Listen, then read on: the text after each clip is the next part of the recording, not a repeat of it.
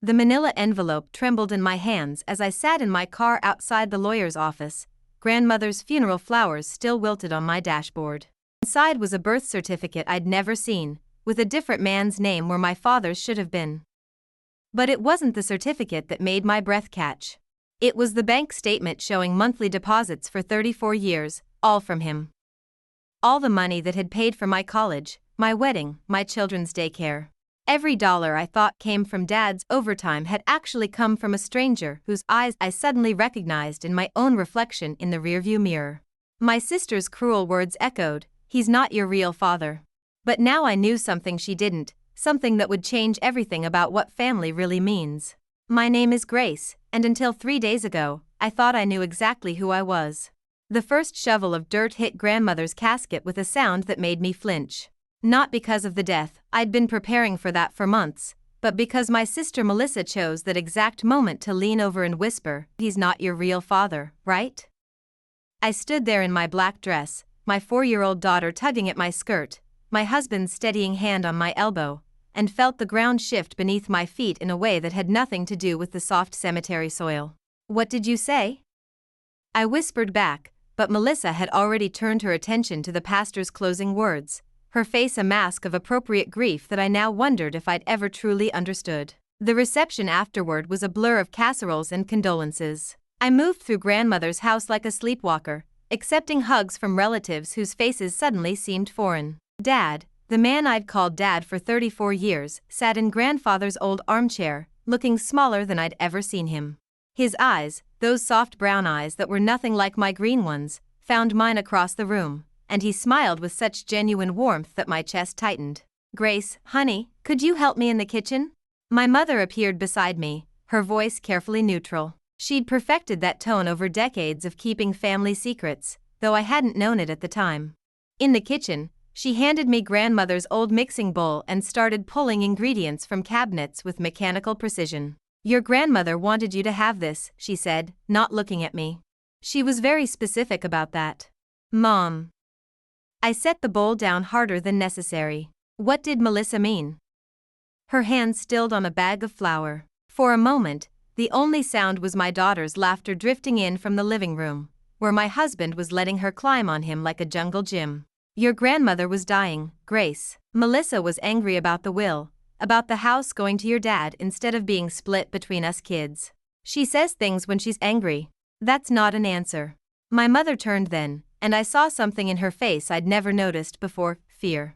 Not the everyday worry of a mother, but something deeper. Something that had been living behind her eyes for decades. Some things are better left buried with the dead.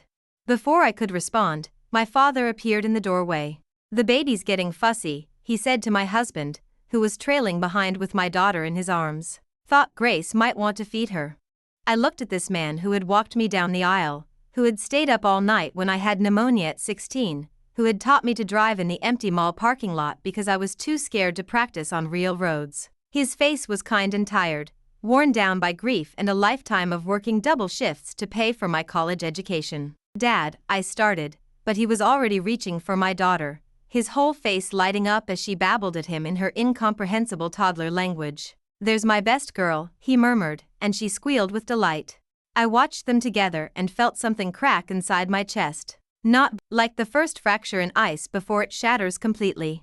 The ride home was quiet. My husband, David, kept glancing at me in the rearview mirror, but I pretended to be absorbed in keeping our daughter entertained. The familiar suburban streets of my childhood looked different somehow, as if I was seeing them through someone else's eyes.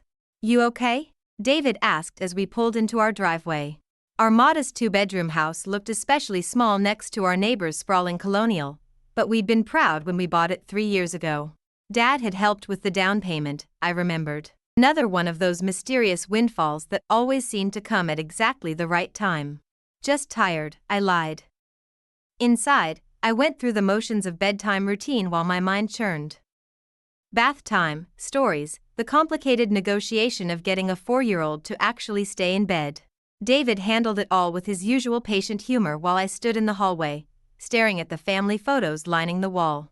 There I was at 6 months old, a bald baby with enormous green eyes, nestled in the arms of a man whose eyes were brown as coffee. At 5 years old, gap-toothed and grinning, sitting on his shoulders at the beach. At 16, awkward in my prom dress, his proud smile filling the frame as much as mine. Grace. David's voice was soft behind me. What's going on? I turned to face my husband, this good man who had loved me steadily for 8 years, who worked overtime at the accounting firm to help pay for our daughter's daycare, who deserved a wife who wasn't falling apart over whispered words at a funeral. Melissa said something today. About Dad.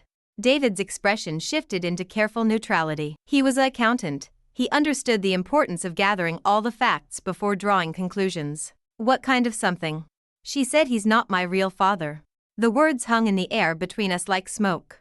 David was quiet for a long moment, his eyes studying my face with the same intensity he brought to columns of numbers that didn't add up. Do you believe her? It was the right question. Not is it true, or why would she say that, but do you believe her? Because David knew my sister. He'd watched her manufacture drama at family gatherings for years, had seen how she could twist ordinary moments into personal slights. I don't know, I admitted. But Mom got weird when I asked her about it. Really weird. David nodded slowly. What do you want to do? This was why I loved him. No immediate denial, no rush to reassure me that everything was fine. Just a simple question about what I needed. I don't know that either. He reached for my hand, threading our fingers together. Well, whatever you decide, we'll figure it out together.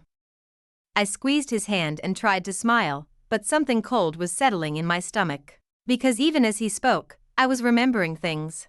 Little inconsistencies I'd never questioned before. The way my mother sometimes got a distant look when people commented on how different I looked from my parents. The fact that I was the only one in my family with green eyes. The way Dad sometimes seemed surprised by my academic achievements, as if he couldn't quite believe I was capable of them. And then there was the money. Always just enough, always appearing exactly when we needed it. Dad's explanation about overtime and saving, but I'd never seen him work weekends. I'd never seen him deny himself anything to save money for my future. That night, after David fell asleep, I lay awake staring at the ceiling and wondering how many other things I'd been wrong about my entire life. Outside, the wind picked up, rattling the windows of our little house, and I pulled the covers tighter around me like armor against truths I wasn't ready to face. But truth, I was beginning to understand, doesn't care if you're ready. I woke up before my alarm, the kind of restless awakening that comes when your subconscious won't let you escape even in sleep.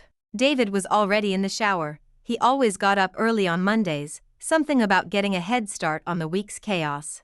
I could hear my daughter chattering to herself in her room, probably arranging her stuffed animals in whatever elaborate scenario had captured her imagination. Normal sounds. Normal morning. But nothing felt normal anymore. I padded to the kitchen and started the coffee, muscle memory guiding me through the routine while my mind raced. The manila envelope sat on the counter where I'd left it the night before, grandmother's final gift that I hadn't had the courage to open yet. She'd pressed it into my hands at the hospital 2 weeks ago, her papery fingers surprisingly strong. For when you're ready to know the truth, she'd whispered, her voice barely audible over the beeping machines. But not before then, Gracie. Promise me. I'd promised, thinking she was delirious from the medication. Now I wondered what else I'd been wrong about. The envelope was heavier than it looked, thick with what felt like documents. My name was written across the front in grandmother's careful cursive, underlined twice. No one else's name. Just mine. Mommy, I'm hungry. My daughter's voice carried down the hallway, breaking the spell. I shoved the envelope into the junk drawer and went to start another day of pretending everything was fine. But everything wasn't fine, and by 10 a.m. I was sitting in my car outside the public library, having dropped my daughter at daycare and called in sick to work for the first time in 2 years. The lie had come easily, too easily. Stomach bug, I'd told my supervisor, and she'd made sympathetic noises about it going around. The reference librarian was a woman about my mother's age with kind eyes behind wire-rimmed glasses. I need to research birth records, I told her, keeping my voice steady. From 1989. Local hospital. She directed me to the microfilm machine and showed me how to load the spools. Looking for anyone in particular? Myself, actually. For my passport application. Another lie. They were coming so easily now. The birth announcements from December 1989 scrolled past in black and white. I found my own entry quickly. Grace Marie Thompson, born December 15, 7 pounds 3 ounces, to Robert and Linda Thompson. Father's occupation, construction foreman. Mother's occupation, homemaker. Everything looked normal. Official. But then I noticed something that made my hands still on the machine controls. The announcement was dated December 18th, 3 days after my supposed birth date. Most of the other announcements were published the day after birth, or 2 days at most. I kept scrolling, looking for anything else unusual, when I found it. Another entry, smaller, tucked between a wedding announcement and an obituary. Baby girl Thompson discharged to foster care pending family court resolution. My vision blurred. I read it again, then again, but the words didn't change. Foster care. Family court. What family court? Finding everything okay? The librarian appeared beside me, her voice gentle. I think there might be an error in the records, I managed. Do you have access to court documents from that time period? She hesitated. Some are public record, but others are sealed, especially anything involving minors. You'd need to petition the court directly, and even then. She trailed off, studying my face. Are you all right, dear? I wasn't all right. I was spinning apart like a top that had lost its balance. But I nodded and thanked her and stumbled back to my car, where I sat in the parking lot and tried to make sense of what I'd found. Foster care. The word tasted bitter in my mouth. Had I been in foster care? For how long? And if so, how had I ended up with the Thompsons? My phone buzzed with a text from my mother. How are you feeling today? Dad wants to come by with soup. I stared at the message. These people who had raised me and loved me and apparently lied to me my entire life. My fingers hovered over the keyboard. I wanted to type, who am I really? But instead I wrote, still feeling rough. Maybe tomorrow. The drive to my parents' house was automatic, my hands steering while my brain churned. I pulled into their driveway and sat there for a long moment, looking at the modest ranch house where I'd grown up. The same yellow mailbox I'd run to every day after school, hoping for letters that never came. The same front porch where Dad had taught me to tie my shoes, his patience endless as I struggled with the loops. The front door opened before I could knock. Grace? Mom stood there in her gardening clothes, soil under her fingernails, worry creasing her forehead. I thought you were sick. I need to ask you something, and I need you to tell me the truth. Her face went carefully blank, that neutral expression I now recognized as her tell. Of course. Come in, honey. The living room looked the same as always, Dad's recliner positioned perfectly for TV watching, Mom's romance novels stacked on the side table, family photos covering every surface. But now those photos felt like evidence of an elaborate deception. Mom. I stayed standing, needing the small advantage of height. Was I adopted? The color drained from her face so quickly I thought she might faint. She sank into her chair, her hands trembling as they gripped the armrests. Why would you ask that? Because Melissa said something at the funeral, and now I've been to the library, and I found a birth announcement that doesn't make sense, and another entry about foster care. The words tumbled out in a rush.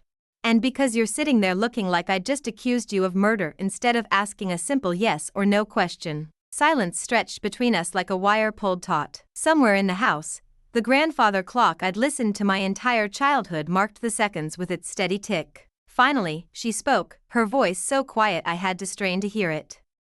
It's not that simple. Then make it simple, please.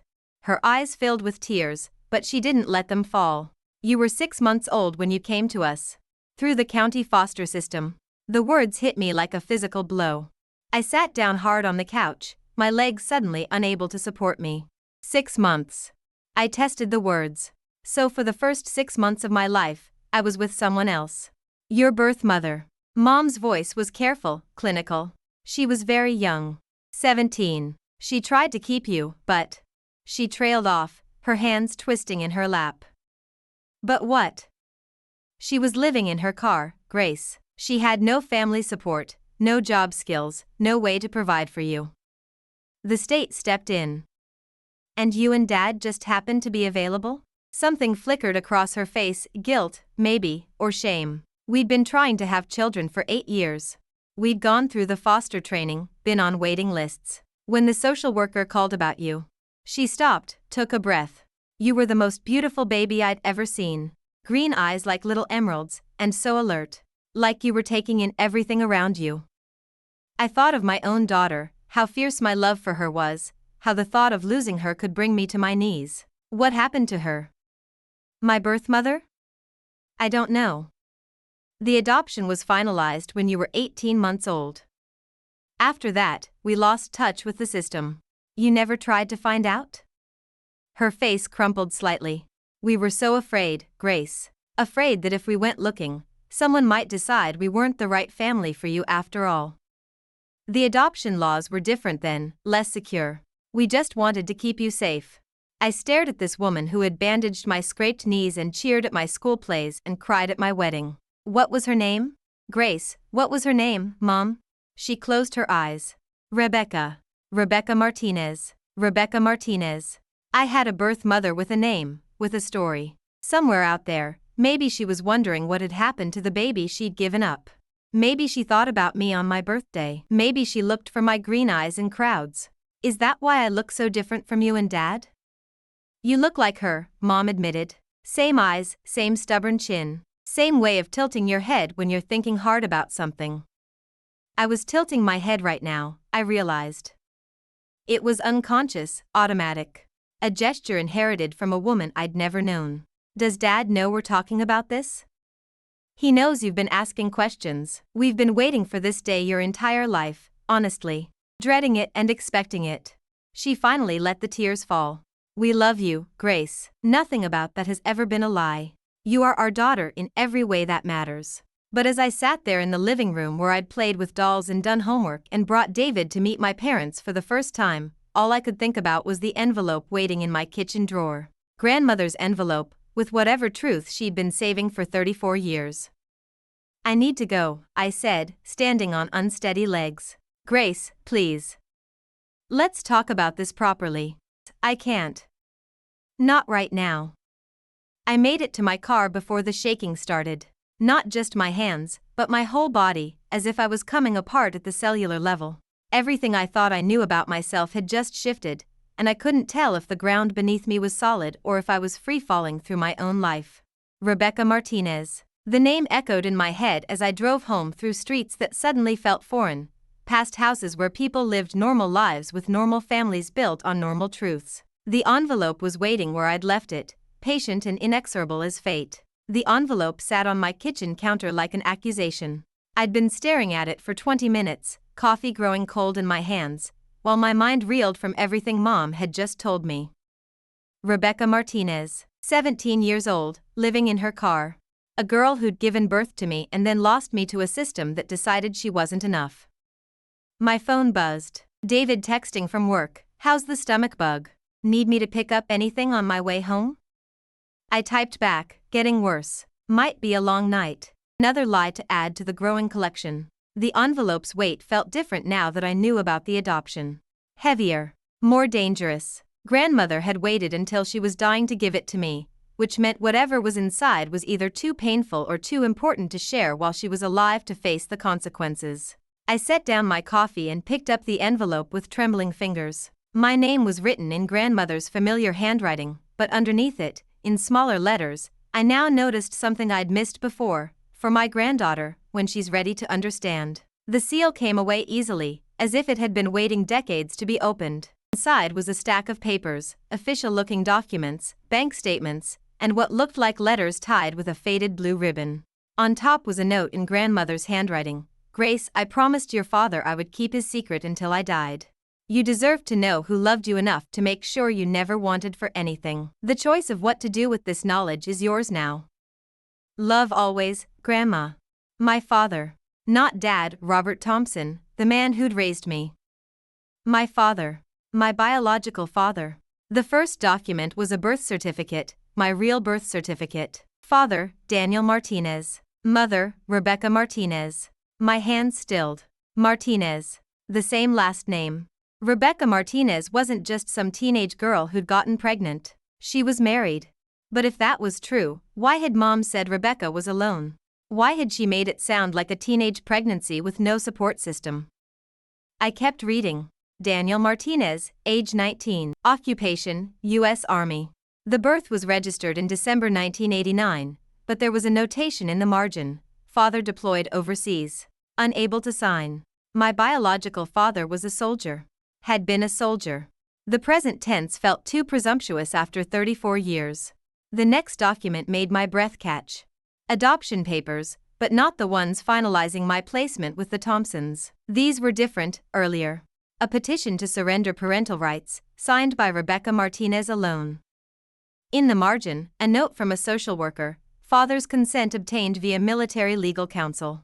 Deployment status: Kia. Killed in action. I set the papers down and pressed my hands against the counter, trying to steady myself. My biological father had died in military service before I was even old enough to remember him. Rebecca hadn't been a careless teenager, she'd been a teenage widow, alone and grieving and trying to raise a baby she couldn't afford to keep. The bank statements were next, and they told a story that made my legs go weak. Monthly deposits, starting in January 1990 and continuing through last month. Always the same amount, $800, deposited into an account at First National Bank. Always from the same source. Daniel Martinez had been supporting me my entire life. Even after death. With shaking hands, I untied the blue ribbon around the letters. There were dozens of them, all addressed to me but never sent. The first was dated February 1990. My dearest Grace, you are 2 months old today. I got a picture from the social worker showing you with your new family. They look like good people, and you look happy and healthy. That's all I ever wanted. I know I can't be the mother you deserve, but I think about you every day. I love you more than my own life. Rebecca. I had to stop reading. The kitchen felt too small, too airless. I walked to the back door and stepped onto our small patio, gulping the cool autumn air like I was drowning. This woman, this girl, really, had been writing to me for 34 years. Letters she never sent, thoughts she never shared, love she never got to express. And my biological father had arranged for me to be financially supported from beyond the grave. I went back inside and read more. February 1995, you started kindergarten this year. I drove by the school on your first day and saw your mom walking you to the door. You had on a red backpack almost as big as you were. You looked so brave. I sat in my car and cried for an hour. September 2003, you started high school.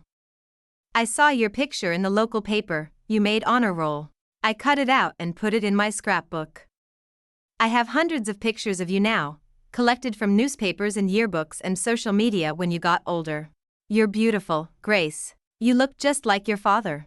May 2011, you graduated from college today. I was there, in the back row, wearing sunglasses so no one would recognize me. When they called your name and you walked across that stage, I thought my heart would burst with pride. You're everything I hoped you would become. The letters painted a picture of a woman who had never stopped loving me, never stopped following my life from a distance. Rebecca Martinez hadn't disappeared after the adoption. She'd stayed. She'd watched. She'd cared. And Daniel, my father, had made sure I never wanted for anything. Every major expense in my life suddenly made sense. College tuition that Dad had claimed was covered by scholarships and savings. The down payment on our house that had appeared just when we needed it. The mysterious windfalls that always came at exactly the right time. It hadn't been Dad's overtime money. It had been Daniel Martinez, taking care of his daughter from the grave through careful estate planning and a trust fund I'd never known existed. I was still processing this when I heard a car in the driveway. Through the front window, I could see Dad's old pickup truck. He sat behind the wheel for a long moment before getting out, moving like a man walking toward his own execution. The knock was soft, tentative. Grace? It's Dad. Your mom called.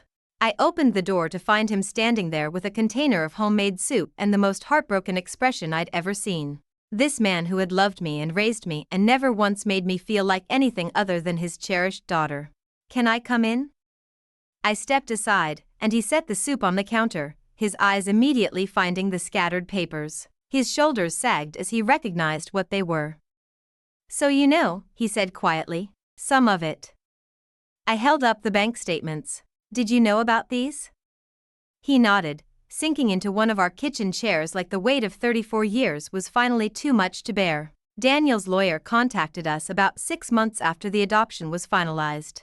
Explained about the trust fund, the monthly payments. Asked if we wanted them to continue. And you said yes. We said yes. His voice was barely above a whisper. We were struggling, Grace. I was working construction, your mom was staying home with you. The money meant you could have things we couldn't afford, better schools, college, opportunities. Why didn't you tell me? He looked up then, and I saw tears in those brown eyes that weren't mine. Because you were our daughter. You belonged with us.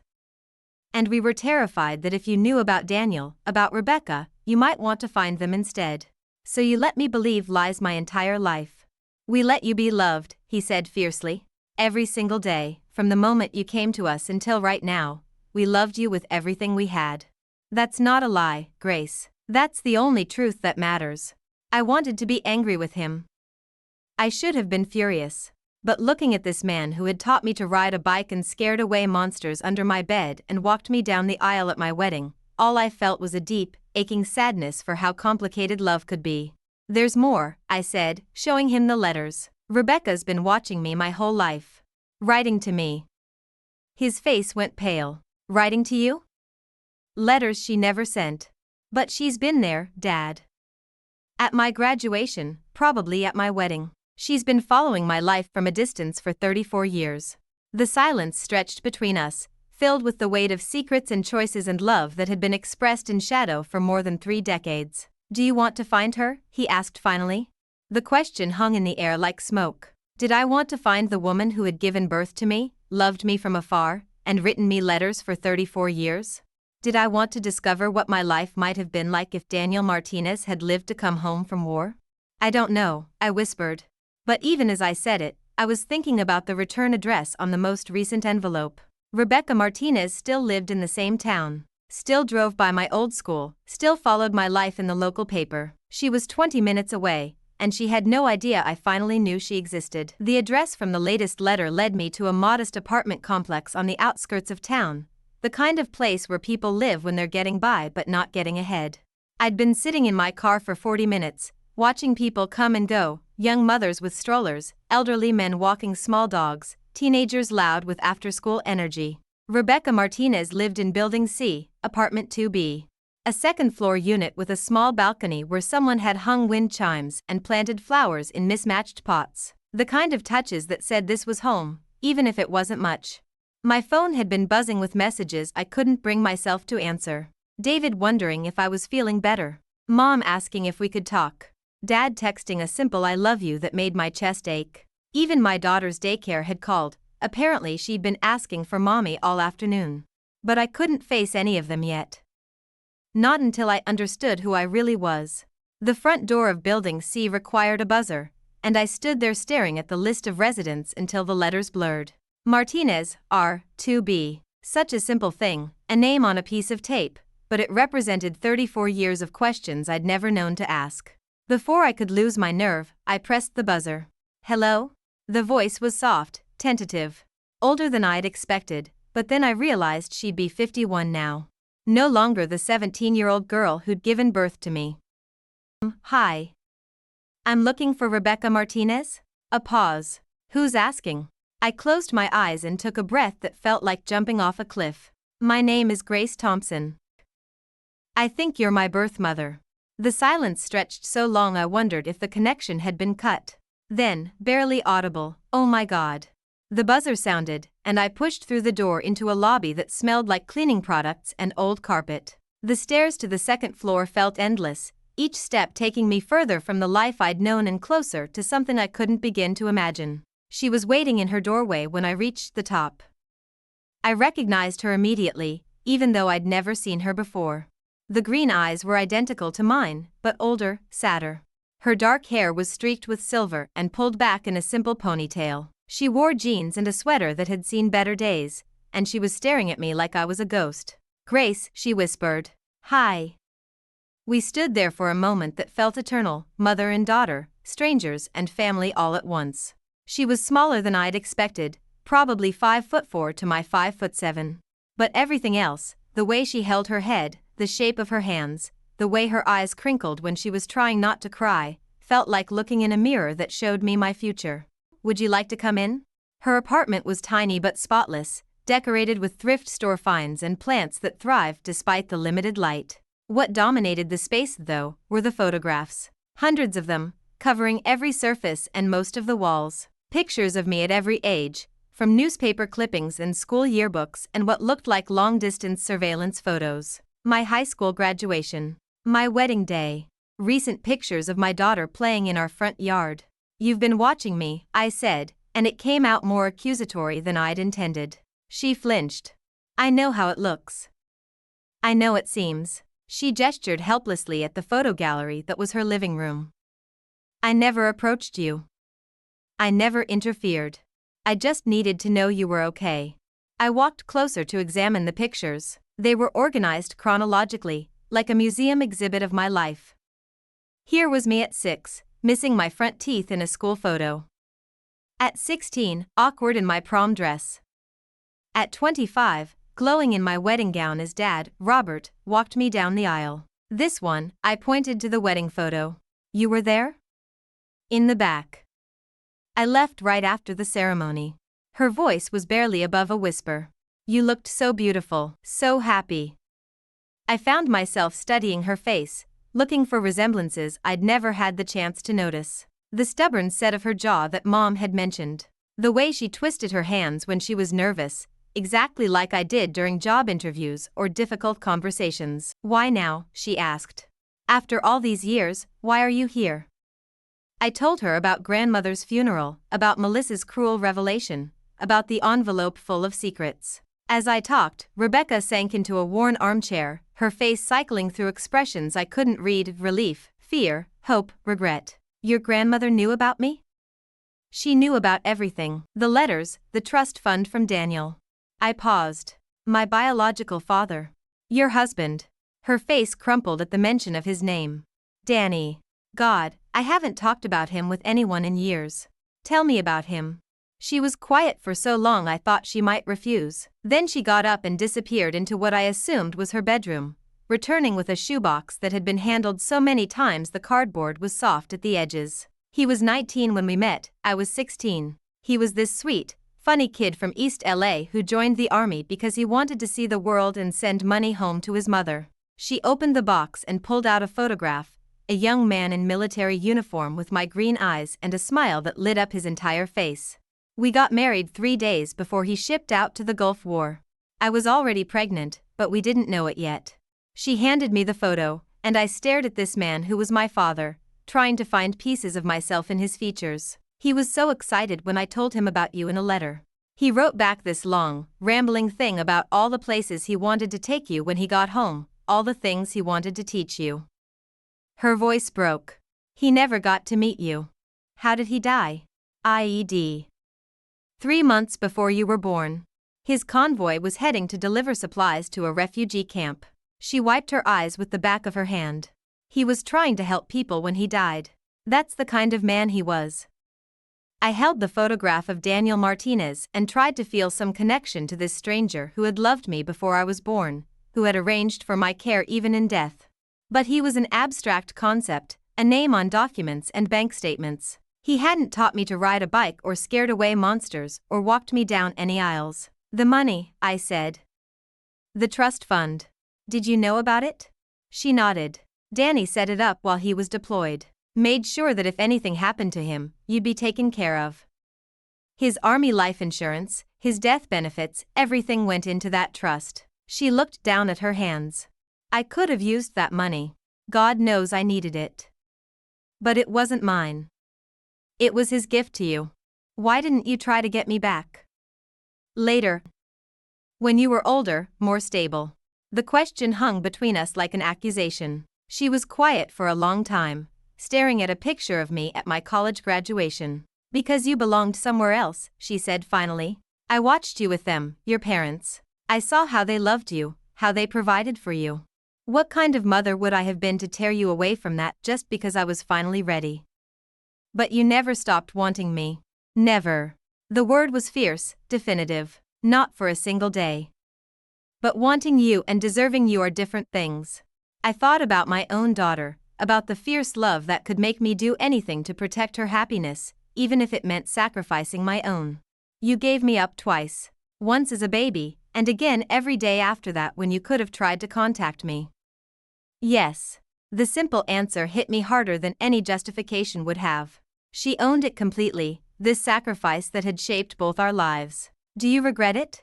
She looked at me then, really looked at me, taking in my expensive haircut and my wedding ring and the confidence that came from a lifetime of being loved and supported. Look at you, she said softly. You're everything I hoped you'd become. How could I regret that?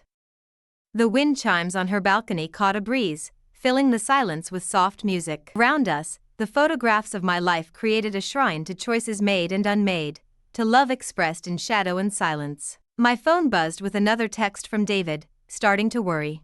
Call me when you get this. I have to go, I said, suddenly overwhelmed by the magnitude of what I'd learned. My family doesn't know where I am. Your family, she repeated, and I heard the emphasis on the word. Rebecca, I know. They're your family. They earned that. She stood to walk me to the door. But Grace, if you ever want to talk again, to know more about Danny or about me or about why things happened the way they did, I'll be here. I nodded, not trusting my voice. At the door, she reached out as if to hug me, then stopped herself. Thank you, she said instead, for giving me the chance to see the woman you became. I made it halfway down the stairs before I had to stop, overcome by something I couldn't name. Not grief, exactly, and not anger. Something more complex, more devastating. The weight of all might-have-beens, all the different ways this story could have unfolded. Behind me, I heard her door close with the quiet finality of another 34 years of separation. But in my purse, I had her phone number. And for the first time in my life, I had a choice about what came next. I sat in my car outside Rebecca's apartment building until the sun started to set, watching the windows light up as people came home from work, from school, from whatever lives they'd built from the pieces they'd been given.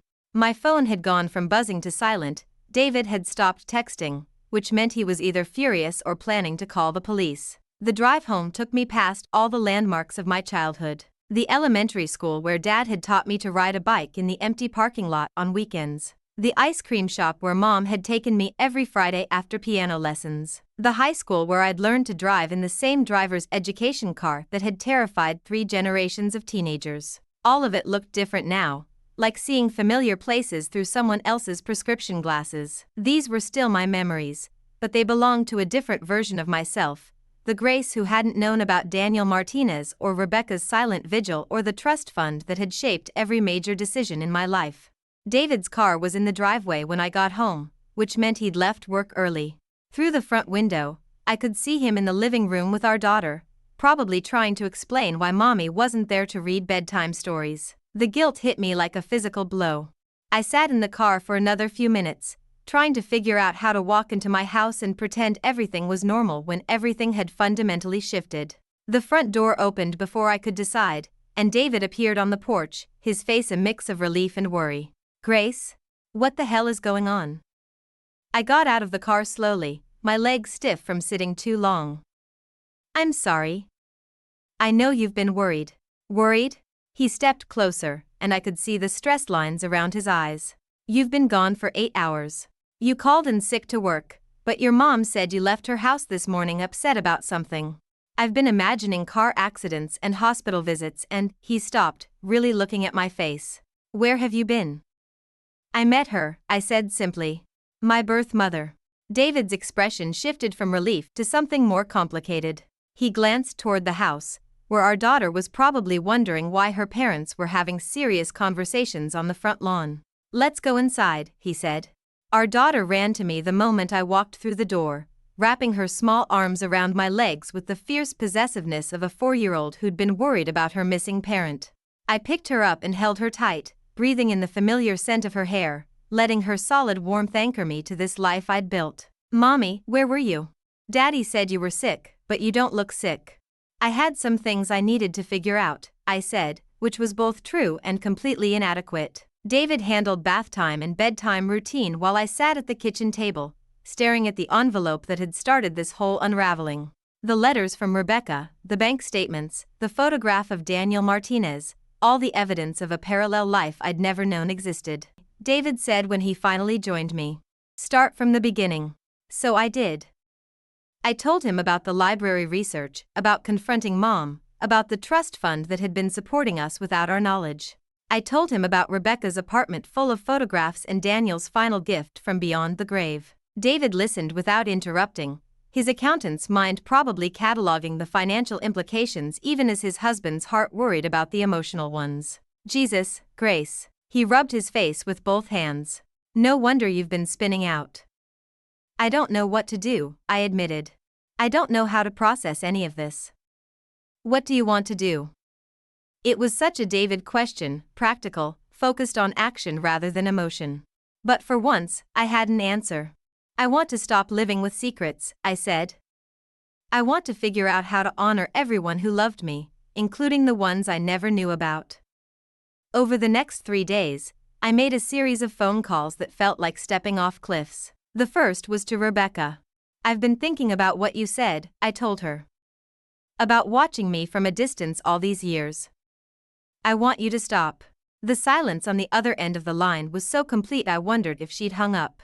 I understand, she said finally, her voice small. No, you don't understand. I want you to stop watching from a distance because I want you to be closer. Not as my mother, I have a mother. But as someone who knew my father, someone who's part of my story whether I knew it or not. Grace. My daughter has never met her biological grandmother, I continued. She doesn't know she has a grandfather who died serving his country. There are pieces of her history that only you can tell her. The second call was to my parents. I want to have dinner Sunday, I told Mom. All of us. David, the baby, you and Dad. And I want to invite someone else. Who? Rebecca Martinez. The silence that followed was different from Rebecca's, not shocked, but careful. Are you sure about this, honey? I'm sure that secrets have caused enough damage, I said.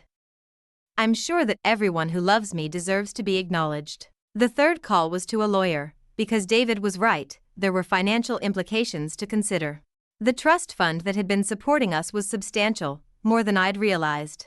Daniel Martinez hadn't just provided for my childhood education. He'd ensured I could build a stable life, buy a house, provide for my own children. Legally, the money is yours, the lawyer explained. The trust was set up with you as the sole beneficiary upon reaching majority. But if you're asking whether you have any obligations to the birth mother, I'm not asking about obligations, I said. I'm asking about opportunities. Sunday dinner was surreal. Rebecca sat at our dining room table looking like she'd rather be anywhere else, while Dad passed the potatoes and Mom made careful conversation about the weather. David kept our daughter entertained, sensing the undercurrents of emotion that were too complex for a 4-year-old to understand. But something magical happened around dessert. Rebecca started telling stories about Daniel, how he could make anyone laugh, how he sent half his army pay home to his mother, how he'd wanted to be a teacher when his service was over. My parents shared stories about my childhood that Rebecca had never heard. Slowly, carefully, the 3 adults who had shaped my life began to weave together the narrative of who I was. Tell her about the time Grace tried to give her allowance to the homeless man downtown, Dad said, and Rebecca's face lit up. She gets that from Danny, she said. He once gave his winter coat to a kid whose parents couldn't afford one. My daughter, who had been fidgeting through most of the adult conversation, suddenly perked up. Who's Danny? Rebecca's eyes filled with tears. Danny was your grandfather. Your mommy's daddy. But Grandpa Bob is mommy's daddy. Some people are lucky enough to have more than one, I said, catching Rebecca's eye across the table. Some people have whole families they don't even know about until they're ready to love them. 2 weeks later, I made the final call, to Daniel Martinez's mother, who was 78 and living in Los Angeles with a grandson she'd raised after his parents died in a car accident. I'm Danny's daughter, I said, and heard the sharp intake of breath. Mija, she whispered. I have been waiting 34 years to hear your voice. We talked for 2 hours. About Daniel's childhood, about the letters he'd sent home describing his excitement about becoming a father, about the family I'd never known I had.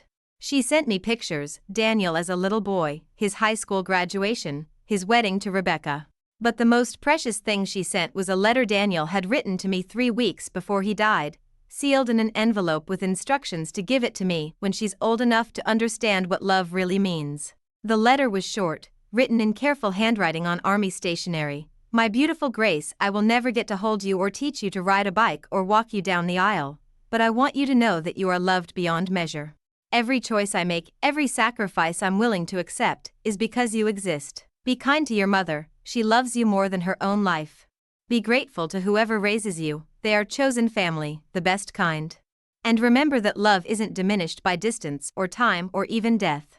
You will always be my daughter, and I will always be watching over you.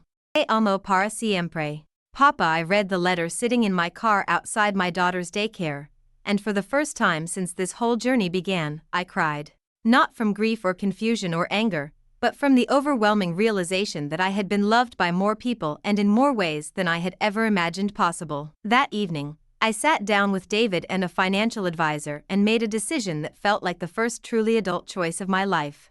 The trust fund would continue, but differently. Part of it would go into college funds for my daughter and any future children. Part would establish a scholarship fund in Daniel Martinez's name for children of military families. And part would go to Rebecca, not as charity, but as recognition that she had sacrificed everything to ensure my happiness, and she deserved to benefit from the security that sacrifice had created.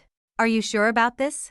David asked as we signed the papers. I'm sure that love isn't a finite resource, I said. I'm sure that honoring one family doesn't diminish another. And I'm sure that my daughter deserves to grow up knowing all the people who loved her mother enough to make her possible. 6 months later, Rebecca babysits my daughter every Friday while David and I have date nights. My parents have embraced her not as a threat, but as another member of our complicated, beautiful family. My daughter calls her Abuela Becca and knows that her abuelo Danny was a soldier who loved her mama very much. The photograph of Daniel Martinez sits on our mantle now, next to pictures of our wedding and my parents and David's family. My daughter points to it sometimes and says, "That's the grandpa who watches us from heaven," and I tell her yes, that's exactly right.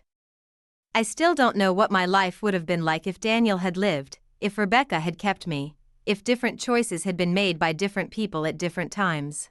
But I've learned that the question isn't what might have been, it's what still can be.